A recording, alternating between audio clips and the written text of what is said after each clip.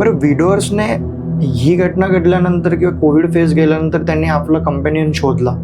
So तुला कधी असं वाटलं नाही, तू कधी हा विचार केला नाही की आपलाही कोणी बेटर हाफ याच्यानंतर असू शकतो? मला वाटतं ह्याच्यापेक्षा वेगळी लाईफ चांगली असूच शकत नाही, जेव्हा तुम्ही सोशली एंगेज होता लोकांसाठी आणि लोकांच्या, आपण या देशात राहतो, या समाजाचा आपण काहीतरी देणं लागतो, हा विचार जेव्हा तुम्हाला येतो ना, त्याच्यापेक्षा वेगळं काहीच व्यसन नाही.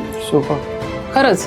म्हणजे तुम्ही एकदा त्याच्यात घुसलात ना की तुम्हाला ते करावंसच वाटतं सतत, की आपण लोकांना मदत केली पाहिजे. कारण तुम्ही स्वतः इतकं सोसलेलं असतं ना त्या काळात की तुम्हाला, आणि तेव्हा तुम्हाला खरे चेहरे दिसतात. मी म्हणेन की कोण आपलं कोण नाही. त्यामुळे मी बेसिकली म्हणेन कंपॅनियन शोधणे हा एक वेगळा आस्पेक्ट आहे. It could be person to person oriented.